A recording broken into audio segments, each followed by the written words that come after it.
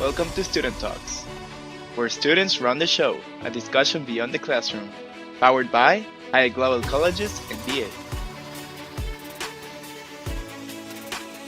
For more information on the MBA program, check us out at hayekcollege.com or look us up at LinkedIn, Instagram, or Facebook. Hello, welcome to MBA Student Talks by Hayek Global College. My name is Liana. I'll be your co-host today. This is the first episode, so I wanted to talk about the background of the podcast for a minute. See, we had these great conversations during the MBA program, but we wanted to go beyond the classroom since it's a really global conversation. We have people from all over the world. And so sometimes we have different points of view and conversations start and they continue after the courses. So we decided to do a podcast. Today, we're going to talk about mediation and arbitration in law. So what are the implications in the economy from a legal standpoint? We have Carlos Garcia from Guatemala. He's a paralegal at a local law firm. He is currently finishing the law career. And we have some amazing guests. Felipe. Thank you, Hector. Good morning, everybody. My name is Felipe Souza. I'm also going to be your co-host today alongside with Hector. I am a student from Hayek Global College of the MBA program, based here in Brazil. And we're having not only Carlos as our guest, but we're having both Mariana and Liana, who are also based in Brazil here with me. Mariana Freitas de Souza, she's a Brazilian lawyer and mediator from the James Weinstein International Fellow and member of the Global Mediation Panel with the United Nations. And Liana Gorberg Valdetaro, she's also a Brazilian lawyer, dispute resolution lawyer, and mediator. Just for us to have a kickstart on this conversation on the Singapore Convention, not only taking the look from the Brazilian perspective, but a more broad and general perspective on mediation. Could you both, Mariana and Liana, which one would like to start, to tell us a little bit about what is mediation? Why is it interesting for, why is mediation interesting for conflict solution? Sure, Felipe. Hi, Felipe, Hector, Carlos, and Liana. Great to be here with you today. Thank you for the invitation. So, Felipe, I think you touched a very important issue. Before we get into the whole convention discussion, it's important that we explain the background and where we come from. And I would say before we start talking about mediation, I would take a step back to talk about dispute resolution in general. So we lawyers, in the past, we used to work with litigation only, right? We, at least here in Brazil, we're seen as litigators. Someone looks for a lawyer when he or she wants to fight against a situation or against someone else.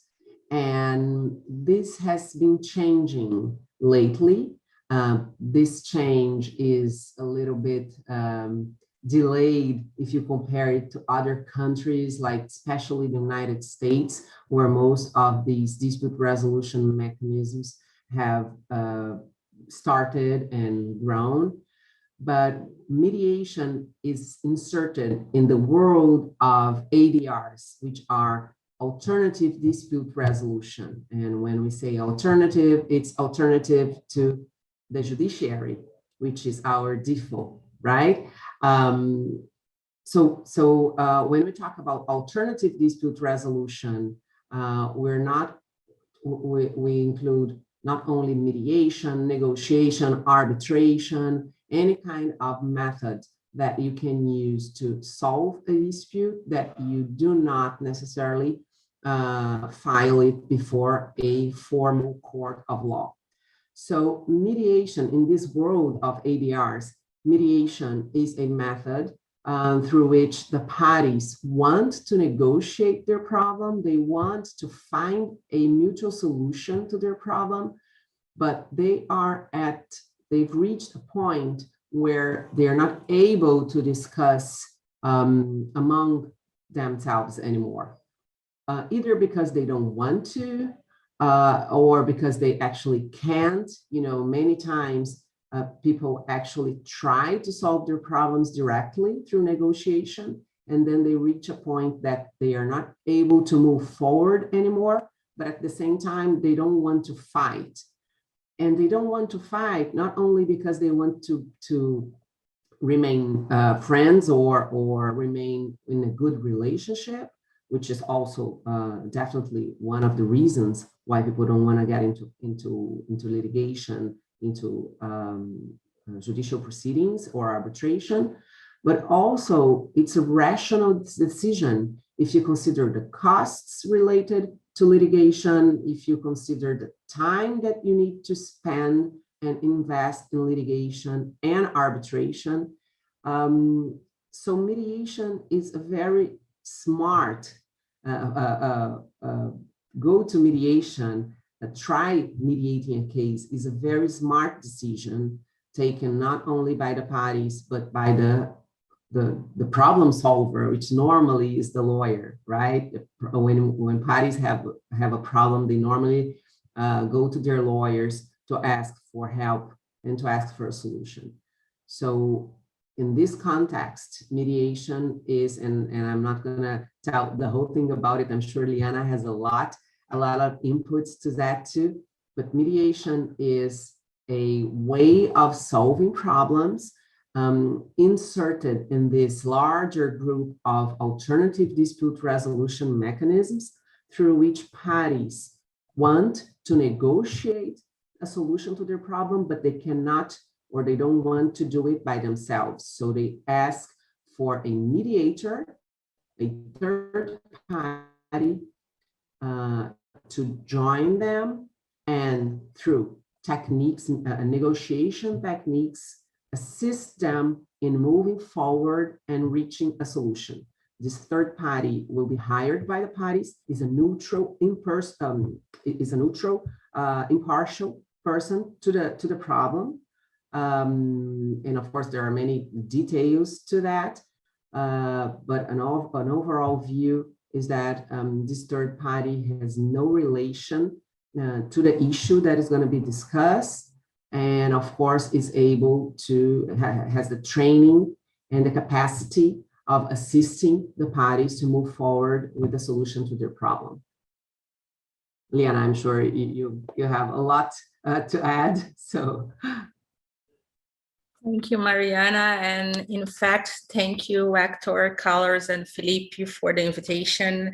And nice to be here with you today. And a very interesting point that Mariana already mentioned, that mediation is inserted in the ADR mechanism. So the alternative dispute resolution looking to judiciary. So is alternative to the judiciary. But besides being included in the ADR mechanism, one of the main difference between mediation and arbitration, because arbitration is also an ADR, but the main difference is this third person that the parties involved in the conflict ask for help, because in arbitration we have the arbitral tribunal. In the mediation, we have the mediator.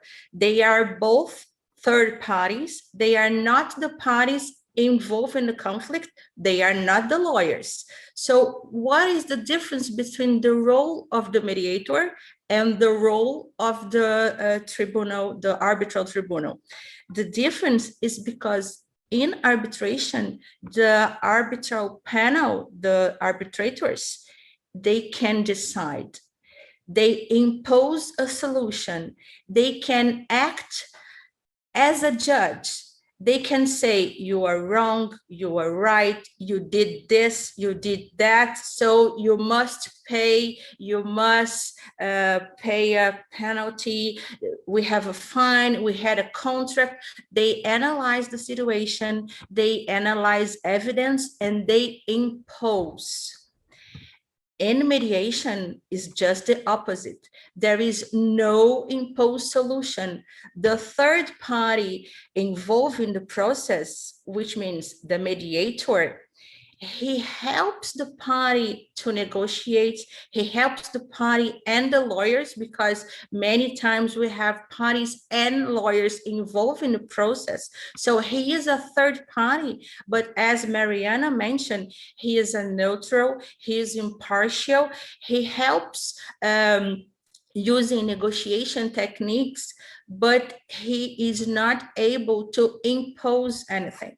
So if the parties understand the situation and understand pros and contras, so understand analyzing time, cost, money, and another aspects involved if they want to keep doing business with the counterparty or not. So they will build themselves an agreement. So mediation, and the mediator do not impose a solution.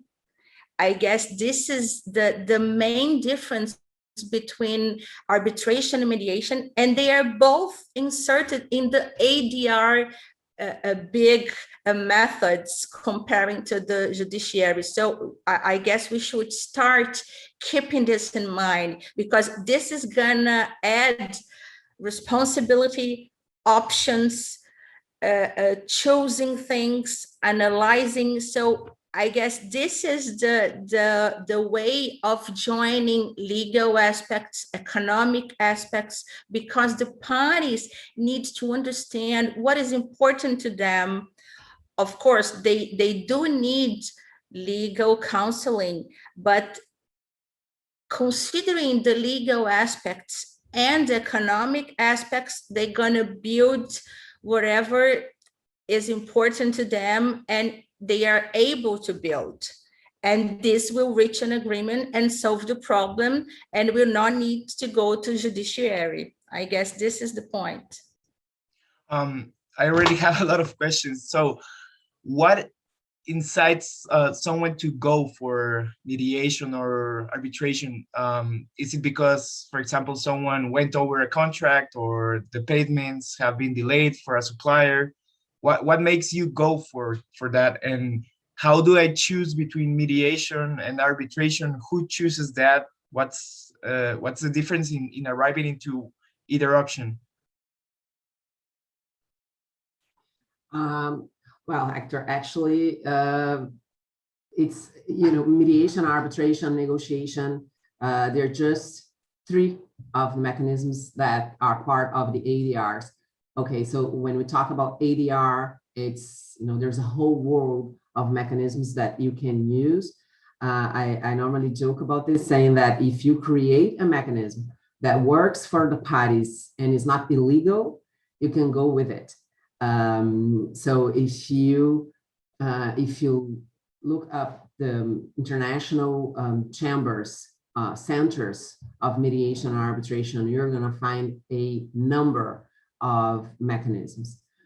So specifically regarding mediation and arbitration, the main difference, as Liana pointed out, is the role of the third party, the neutral, right? In arbitration, this neutral is going to decide on behalf of the parties, whereas in mediation, this neutral will assist the parties reaching a solution, a mutual consent, discussed, negotiated solution.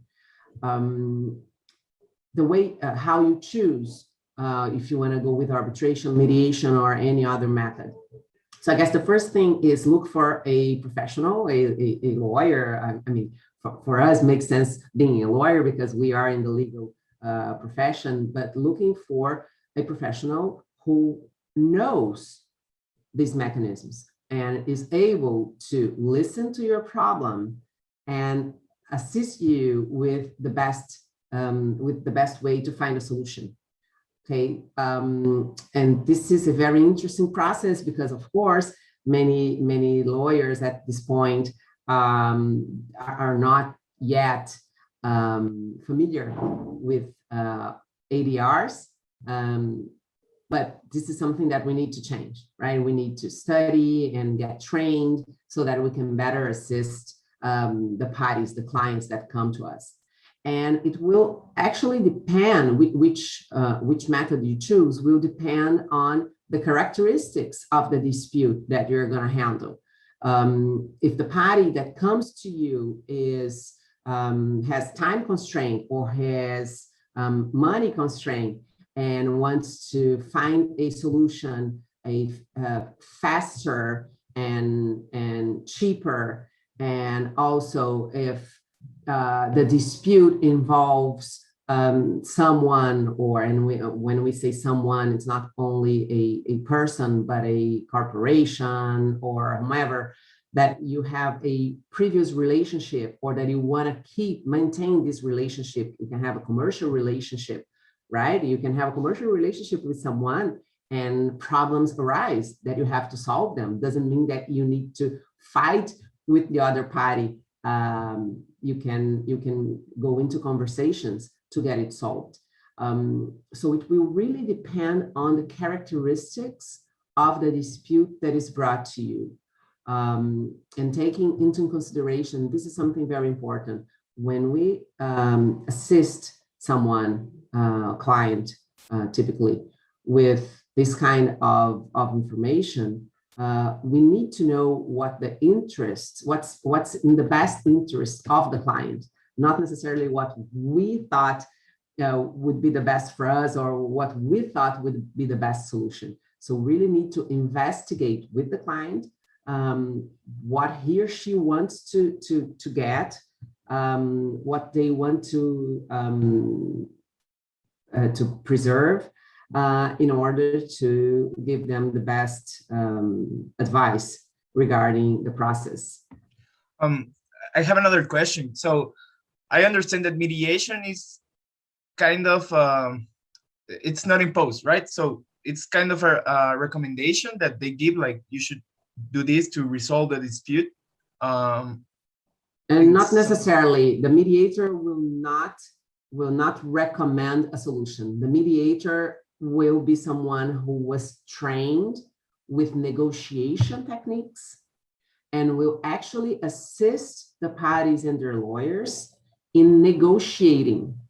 So typically the mediator will not give his or her opinion on the dispute, but rather have the parties find out what they want and make them move forward towards a negotiated solution. Okay, so the relation is between the two who have the dispute, and so the mediator is kind of pointing them in the right direction without the opinion, just like assessing, I guess, by the law or the training they have and their knowledge. Now, arbitration. You mentioned, Liana, that they can impose resolutions for a dispute. So could I refuse that? If I refuse it, would it go to judiciary way, or how does it work? Well, of course, arbitration, it depends on the law, because Brazil, in fact, is a civil law country. So I cannot say to all countries, but as far as I know, you cannot refuse. Arbitration is binding. So if I can join the both questions when you mentioned why I choose between mediation and arbitration, going a step back as a lawyer, when I help a client in a contract, for example, before arising the problem, I should think about what can happen during this contract, performing this contract 5 years from now, what kind of problems might arise from this relationship. And I am saying in a business context. So thinking of that, I can tailor-made a clause considering first the parties will try to negotiate themselves. A CEO picking a phone to another CEO or sending an email. It doesn't work it well. So another step. So they tried to negotiate, but it didn't work. What is the next step? it might be mediation. So they can talk to each other. They try to talk to each other, but it didn't help well. So they need a third party to jump in and help them, because they understand is still important in keeping their business. So we can have step clauses. So try to negotiate, and after try to mediate. And in this clause, we can establish which one is going to be binding or not. Arbitration is major binding, and according to the Brazilian law, the arbitrators, they act as, if I can say, private judges. So they have the same power as judges. So you cannot refuse an arbitration decision. And if the party does not comply with the arbitration decision, you can go to the judiciary to force them to comply. So is a kind of difference, but the voluntarily being in mediation is different from arbitration. So you have to think in all those differences and aspects that Mariana pointed out as a lawyer, helping your client, even before the conflict, tailoring these clauses. You have to understand the mechanism, which one is binding or not. If you mediation, for example, if you consider is not helping, is not being productive, you can stop, you can interrupt the mediation. So I can no longer, I do not no longer want to keep in this mediation. You can stop. In arbitration, you cannot do that. So tailoring a clause and the mechanism, which one we're gonna use and during a certain period of time is very important. I don't know if you ever heard this expression, the midnight clause. You keep negotiating an M&A or a contract or something during the whole day, and by the end of the day, oh, you're gonna have the dispute resolution clause, is the last one. So it's the midnight clause, and sometimes you copy paste from another contract and it doesn't work, because it needs to be tailor-made to your contract and what kind of conflict can arise. When I think of this kind of clause, I always ask to my client, you consider you're going to be the buyer or the seller? You're going to be the plaintiff of the defendant? So we think of this kind of aspect to tailor the clause. It makes sense establishing a period of time. So you're going to try to mediate for 3 months. If it doesn't work, you're going to stop. Sometimes it makes sense. Sometimes better not providing a period of time. So everything needs to be considered. I love that you mentioned the tailor-made thing, because you know, people think, for example, M&As, they think it's always just an acquisition and they are all the same, but when you really look into the transaction, they are always different, always different. So you can't just apply the same thing for every transaction, right? So that's really important there that you mentioned. Felipe, you were gonna say something. Yes. I see that Carlos really wants to speak his mind. I just wanted to mention something that I really found it very interesting. So that before we even start moving to the convention itself, but both Mariana and Liana, they brought us to our conversation an aspect of mediation that it has, at least for me, it's one of the most interesting economic impacts. Because when you put people to talk, and at least one of the economic impacts for that is that you reduce time and costs. This is very, very clear. And we even have, here at Hayek Global College, we have a professor that I admire a lot. His name is Bert Files. He's from the International Due Diligence Organization and the American Anti-Corruption Institute. And one of the things he taught us along the last semester was that crises always appear with bad communication. And mediation, the way I see it, because Hector was asking Mariana, what are the situations? What is the mindset that you have to look for mediation? And it's interesting because if when you have litigation and when you have this dispute resolution, when you have an imposed solution, it's very common that one of the parties simply do not accept the solution which is imposed. Sometimes not even both parties, so they tend to ask for another judgment and things like that. And when you have this mediator that alongside of the parties, being an impartial third party, builds the solution alongside with them, at least you give it a very good incentive, and this is also an economic incentive, for you to have that solution and have that obligation to be kept ongoing.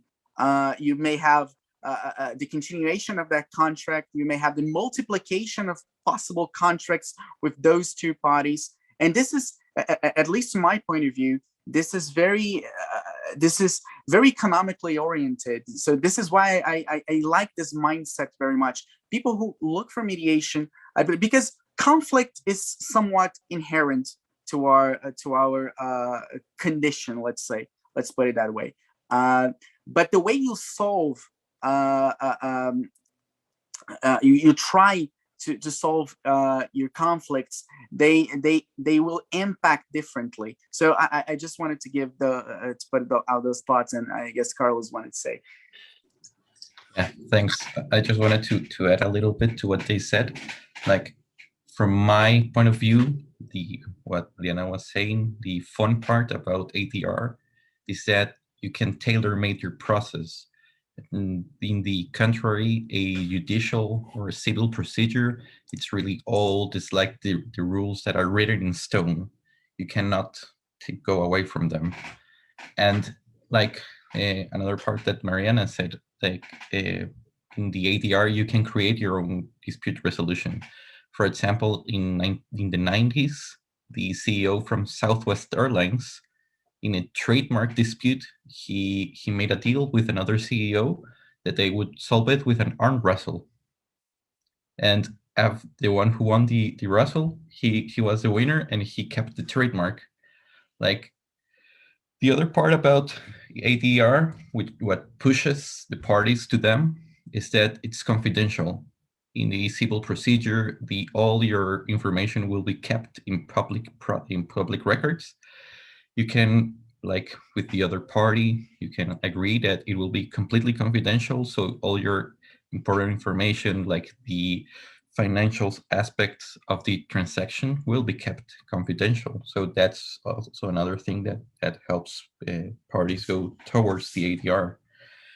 And the last part that I wanted to say is that the other thing about mediation and arbitration is that they're non-excluding from them. If you fail to go into an agreement in mediation, you can still go to an arbitration process, and then solve that and the dispute will not go unsolved.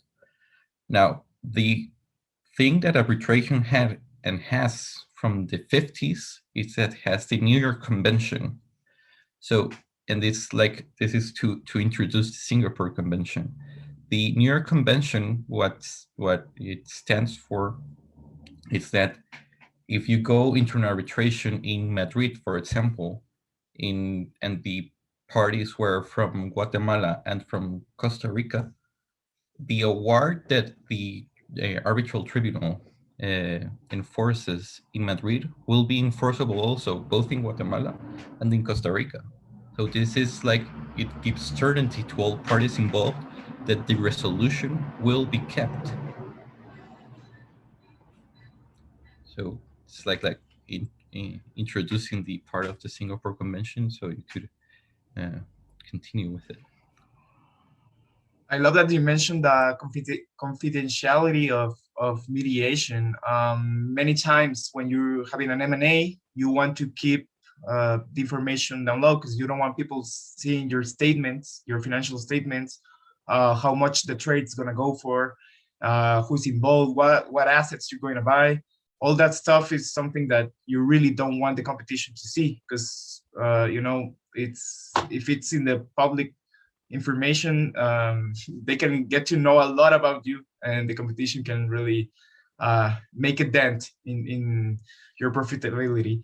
Also, Felipe, going back a little bit to what you said, I think that many times when people are, in the economic world, when you're doing trades and transactions and all this stuff, even so that you may be speaking, for example, for a company as a representative, you go for animal instincts still, because money matters, and so you will go for your own interest and you will fight for it, but you may not be doing it in the best way, because you're gonna end up, if you keep on fighting, you're gonna end up either in court or you're gonna lose money. So it would be better to go the mediated way, I guess. And sure, you might not, your lawyers may point you to a solution that maybe is not the most profitable for you, but it makes more sense to maybe let go some of the money you were going to get, rather than losing it all if you keep on going to the normal way, I guess, and fighting. So I'm sorry I went I went that way. We were going to talk about the conventions. No, but it's hard to talk about the convention if you don't get this full introduction. Exactly. Right? So you don't need to apologize, Hector. Okay. Well, Felipe, I see that you want to say something. No, yes, yeah. I was going to agree entirely with you, and just so that we can move on to the contents of the convention. And at least on my part, I would like to Mariana, Liana, and Carlos to comment on the legal aspects of the convention. Later on, I will comment the perspective, at least of the Brazilian government, on it. But it's exactly, I really see exactly what you just said, Hector, and which makes me very curious about both Mariana and Liana's experience as mediators, especially because as mediators, since this is at least to Brazil and to the world, this is a very new set of rules for international mediation. We have our standards and we have our experience from our countries, and the institute both Mariana and Liana represent here are for English-speaking countries. I believe you work both for Brazil and Portugal, but I believe that you also have connections with other Portuguese-speaking countries, right? Yeah, I would like to understand. Oh yeah, I was wondering about that. And this is a new let's say step for mediation, not only in Brazil but also in the world. And because the Singapore Convention, just like the New York Convention, because for arbitration in the international level, the Singapore Convention talks about commercial agreements that result from mediation. Can you comment that? What are your experience? How do you see these commercial agreements? How do they work from different countries? What are the cultural barriers? How can you tell us a little bit more about how the convention will impact in setting those rules? Well, first of all, I would like to add that statistics shows that when there is an agreement arising from mediation, exactly because the parties helped to build that agreement, and it was not an imposed solution parties comply to the solution. So remember, we mentioned that in arbitration, there is a third party decision imposed, and there is a winning party and a losing party, and many times both parties, they are not happy with the solution and they cannot comply with the solution. You have to go forward to the judiciary to enforce the solution. So this is an arbitration context.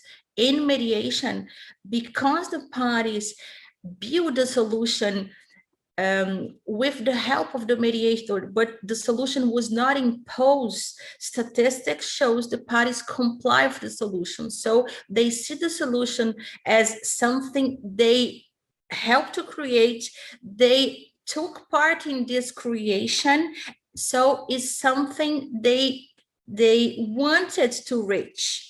So they wanted that solution because that solution is important to their business, and there is something that they are able to comply with.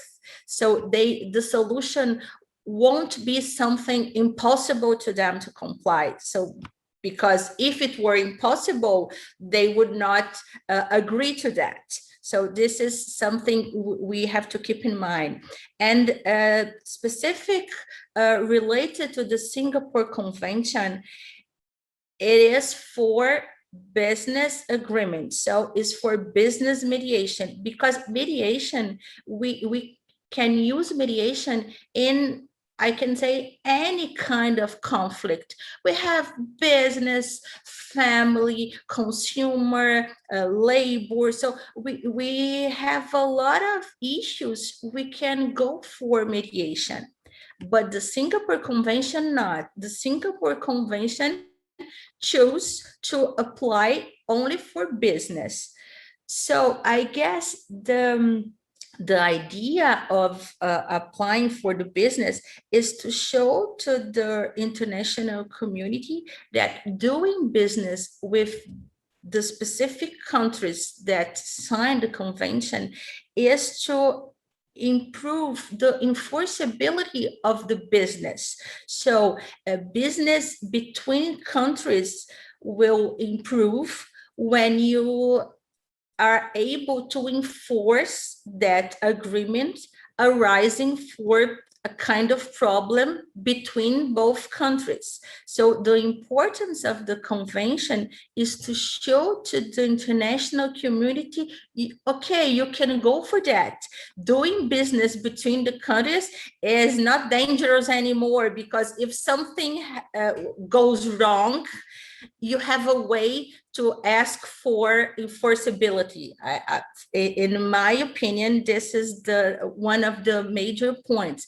And another point is to show to the world, to the international world, that mediation is for big problems, because Mariana mentioned before, early in our discussion, that in Brazil, and I guess in other countries, people still do not know a lot about ADR, about mechanism. Lawyers need to understand more the whole ways of solving problems, and they do still think that mediation is for small problems. It's not for a big business conflicts. So mediation is for minor things, like the family and the neighbor, is not for big deals. So the Singapore Convention changed that, because it's only for business, is not only for big deals, but is only for business agreements. So it steps mediation in another level. It's not only for neighbor and consumers, but for big problems and international business problems. Let me just point something out. I think Liana brought the two main aspects of the mediation, the Singapore Convention for us. And this is why we celebrate the convention so much. Not for the convention itself, because it doesn't create mediation, or it doesn't change the essence of mediation. Mediation will still be voluntary. People will still need to adhere to mediation in order to make it work. The result will still be a consensus solution. It's not going to be something imposed. But the reason why the mediation community celebrates this convention so much in Brazil, and I'm sure internationally, is because of these two main issues that Liana brought, which is actually what we're telling the world, about mediation, and what we're telling the world about, in our case, Brazil's seriousness regarding mediation and regarding solutions, business, commercial solutions that arose from a mediation process. So this is why we celebrate so much the signing of the convention. Not that that the agreements reached before the convention were not valid or were not going to be followed through. That's not it. It's actually the fact that we are now about to be part of this international, global community of countries that respect mediation, value mediation, and actually want mediation to work in our countries. So I guess this is the main reason why we're here celebrating the convention. Yeah, because when the world sees that Brazil, as you said, respects mediation, values mediation, people will eventually start to have confidence in doing trades with businesses in Brazil, because they know that Brazil or Brazilian commerce respects and values and knows that mediation is a great tool to reach solutions to disputes. And so people will want to make business with Brazilian companies, since they know that if they ever have a dispute, they could go the mediation way. It's like I don't know, like a guarantee that that maybe you can reach a solution to your disputes from a better with a better way, a better Exactly. tool. Yeah. And not that it didn't happen before, but now we have, we're giving notice to the whole world. So I guess that's the main importance of it. And bringing business, right, Felipe?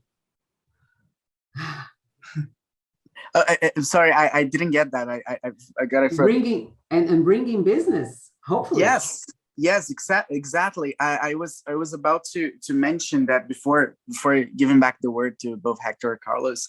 I would like to tell you a little bit about the Brazilian perspective. Hector already knows that I work at the Ministry of Economy in Brazil, and I work since day one, since I arrived in the government. I've been working with all the regulations related to what we've been calling since 2019 the Economic Freedom Act. It's a law that has been passed. It was originally what we call provisional measure here in Brazil. It's very similar. I don't know what would be a similar in the Guatemala's law, but it's similar to Italy's Decreto Legge, which is a decree issued by the president that has force of a law, but it has a little bit some differences. For example, the provisional measure has a time for it to enter into force. If it's not passed through Congress, then it won't apply anymore. But anyway, it wasn't originally a provisional measure. Then it was passed into law by the Congress. And the philosophy of this law here in Brazil is that, well, we need to take all our regulatory system, all the administrative rules of the Brazilian system, and give more freedom to entrepreneurs, for them to be free, for them to produce goods and services. And that's the basic philosophy of that. But if you read the entire Economic Freedom Act, we won't find words like mediation, conflict, alternative dispute resolution. It's not there. So at first, one could think that there is no relationship between what I do or what we're doing, the Brazilian government, with the Singapore Convention. But the difference is when we have, but the link actually is when Brazil signs and in the close future, I hope, we rectify the convention into our legal system. The idea is this. Now we have a set of rules that Brazil is a state party, is a member that allows people, entrepreneurs, to choose whichever conflict solution method they would like to. I mean, they have this freedom to move away from the judiciary and find different solutions to what they're doing. And these, and I'll give you examples. The business agreements that will cover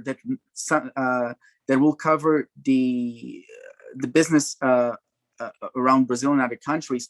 We're going through mining, aviation, manufacturing, all sorts of technologies is really, really broad. And we're talking about millions, probably billions of dollars related to these contracts.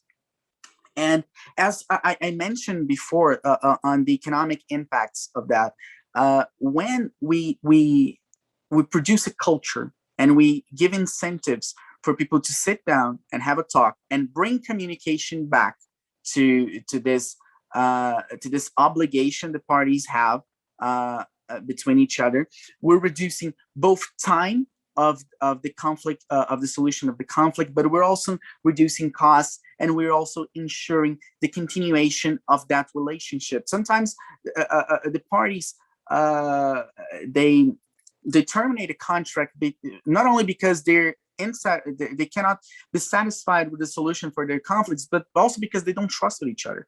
They don't trust each other again to have that obligation with each other again. So when we have this international set of rules that parties can bring back this trust between them again, then we can multiply these contracts, and we can produce, let's say, a more sane idea of conflict resolution. I remember that when we were discussing the Singapore Convention inside the government, inside the administration, we were discussing with the economy, justice, the economy ministry, the justice ministry, and the agricultural ministry, and everyone on the table looked at Singapore Convention as a way, the economic function of the, at least in our perspective, of the Singapore Convention for Brazil was like removing obstacles of this flux of goods and services. It's not that it's impossible for you to do that in other methods, but it's easier, it's more interesting, and it's very we can see the gains and the profits of applying mediation to many of these contracts. So this is step one of what we've seen through the Brazilian perspective. But also, we were working, at least in Brazil, I don't know, Hector, if you're aware of the Doing Business report of the World Bank, which is basically sees how countries attract investments and how easy it is to do business inside the systems of each country. I know that the Guatemala is a little ahead of us. I think you were in 96 or 90, I guess 96 or 98 of the Doing Business report. Brazil's 124th of the 2020 report. And it's interesting because through the government's perspective, signing and adhering to the Singapore Convention was a way for us to ensure that Brazil will have all our points in alternative dispute resolution of the World Bank. We already have all the points related to both arbitration and mediation, but we interpreted the convention not only with this signaling by Brazil that we have this inclination to respect and spread the mediation culture, but also this will relate to attract investments and business to Brazil.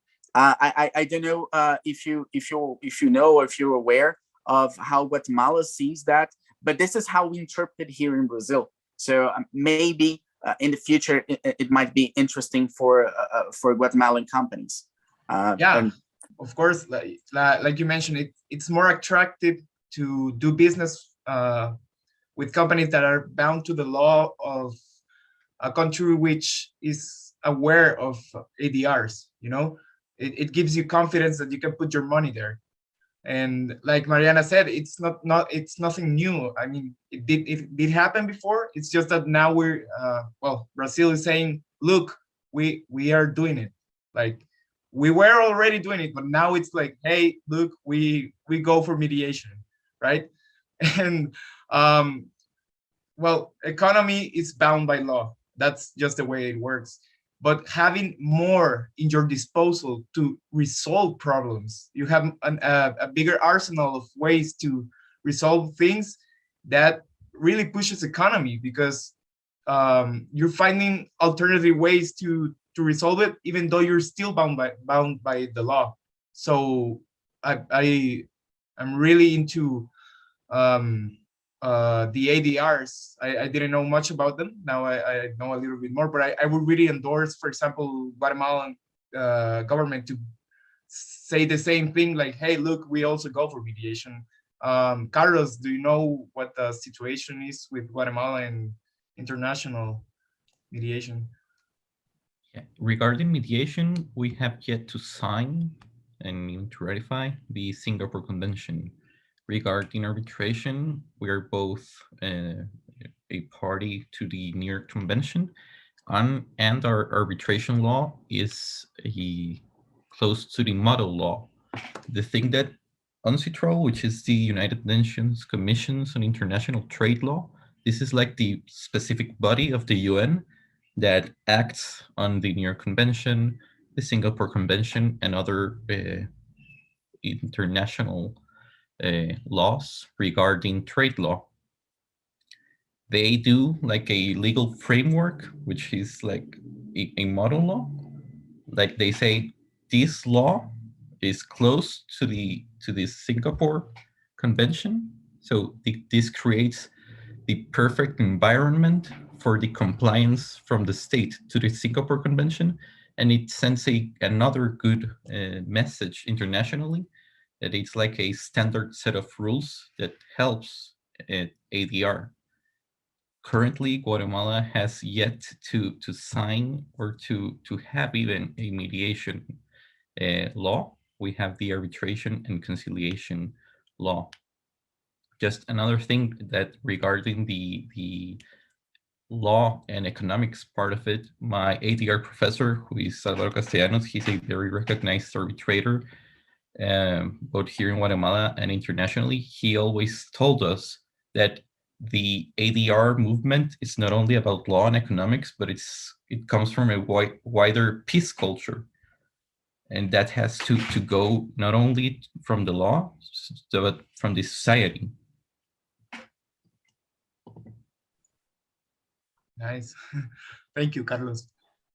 So we are only on the New York, which is arbitration, right? Not mediation treaty. Yeah, that's right. Is right. that correct?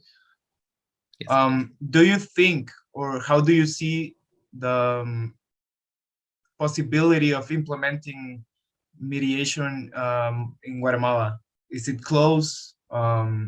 Is it being considered? From what I've heard, there's a movement starting here in Guatemala. Like like a couple of years ago, there was a specialized mediation center that started, and it's a new movement. A lot of people are getting like trained to be mediators.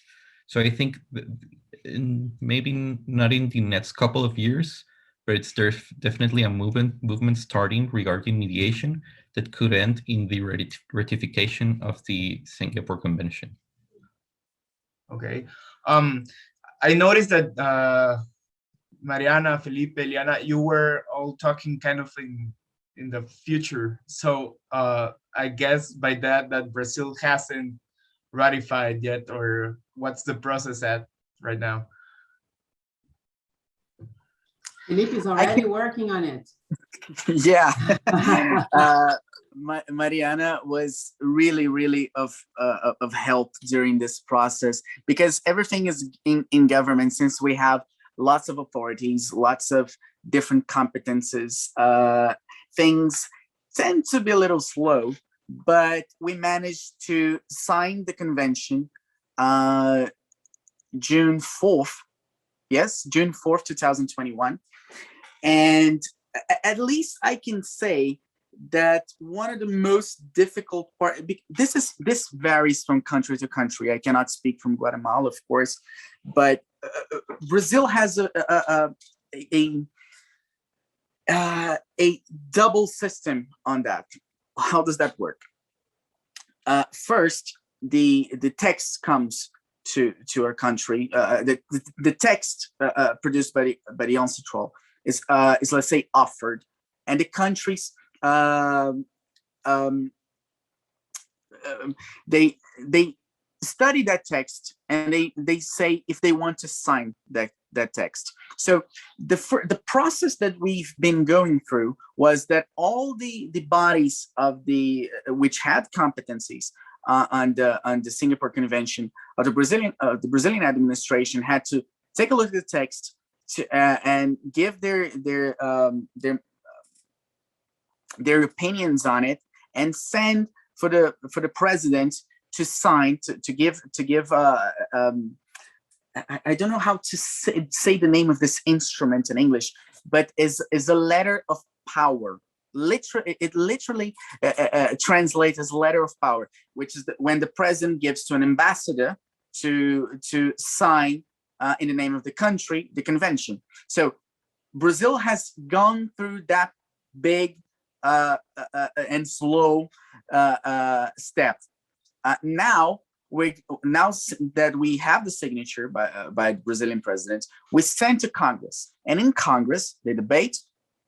They see if they have any restrictions or not in the text, and then they publish a legislative decree saying that the convention applies to Brazil, and Brazil is now bound to this convention. And then the president sends back to the UN, and now we're parties of the convention. So we're working together. Now that it's going to Congress, me and Mariana and Liana, we're going to work much more closer into the rectification, because when it was an internal phase, it was sadly it was just me. But then in this next weeks and months, we're gonna work very close. That's great. And this is actually then again, I don't know how it works in Guatemala, but to my mind, this is actually one of the most important and I won't say complex, but this is one of the most important and sensitive step of the entire process, because you have to bring awareness to the entire population, because it's in Congress. You have to go to congressmen and explain to them why this is interesting. Why is it interesting for business for us to have this text Brazilian be bound to this convention? And when you bring awareness, this is actually the part in which I believe that we're most inclined into changing our culture from litigation, because we put international mediation on stage through our Congress. I don't know if you get the idea of putting it on stage. It's basically telling people, this is what we're doing. This is interesting. This is the pros of what we're doing here. And this is what I would, if Guatemala is to sign the convention in this year, the next year, this would be a nice step. Yeah, exactly. Well, thank you, Felipe. We are coming up on the hour, I think. And so if anyone has a closing conclusion on the Singapore Convention, maybe, or some final comment, Felipe? I don't know. Yeah, I can make my final remarks, and then I'll pass the word to Mariana, Liana, or Carlos. It was what I would like to say is that not only I'm very happy to be able to record this podcast in Hayek Global College. I'm extremely happy to be part of the student body. We have an incredible body of professors and students to break these barriers, these, let's say, both national and language barriers. To know people from Guatemala, to know people from Africa, from Europe. A friend of ours couldn't attend today. Her name is Monica. She also works for the Ministry of Economy, but in Romania. She was also very excited about the Singapore Convention, and I am very happy that we can spread awareness about this topic, and I'm always very honored to be in a panel alongside with Mariana and Liana, because I admire them a lot. They're far more intelligent than I am in this topic, and not only mediation but legal systems as a whole. And I always learn a lot when I'm alongside with them. So thank you very much for your time today, and I hope we keep working together. I just want to thank you again for this invitation, and I hope this talk is useful for people who are going to listen to us. Congratulate you on the project, on the podcast project. We should have a lot of success in the next episodes, and we're definitely going to still work together, keep working together here in Brazil. As we mentioned before, we're still working on the ratification of the convention. And if you in Guatemala at some point want to exchange some thoughts with us on how it went here and how it's being received by the mediation community, we'll be more than happy to discuss the details with you. Thank you, guys. Thank you once again for the invitation, being here today, discussing in this podcast, and the awareness is always very important. As Carlos and Felipe mentioned, for you just to let know, our Mediation Act, we didn't mention, but is only in 2015, so it's not that much, our Mediation Act, also in Brazil. And our social movement and our community movement for that first step of Brazil signing the convention, we had a movement and sending letters from the Bar Commission for the mediation centers, the ICC Brazil, the International Commercial Chamber, sent a letter, and all institutions of ADR. So we are still trying, and we are still going on in this movement. So joining Brazil and Guatemala efforts to keep doing and to reaching the signing and the ratification, just count on us. And thank you once again. Thanks a lot. It's been wonderful being here. Thanks for the invitation, Mariana, Liana, Felipe. Wonderful meeting you. I hope that in the next episode we can talk how Guatemala has signed and is in the process of ratifying the Mediation Convention. The ADR world is wonderful. I'm very passionate about it, and it's been wonderful talking to you. Well, and as for me, thank you all for joining me today. I'm really glad that I got 4 great and amazing people knowledgeable of law, because I'm not really knowledgeable there. Thank you, Liana, Mariana, for your thoughts. Felipe, as always, good conversation. And Carlos, thank you for joining us from the Guatemalan point of view. Thank you all who are listening for joining us today for our first episode. It's been great. I'm really sad that we can't keep on going because of time, but we'll have great discussions. So in the next episodes, check us out at Hayek Global College on LinkedIn, Facebook, YouTube, and anywhere you can find it. Thank you very much.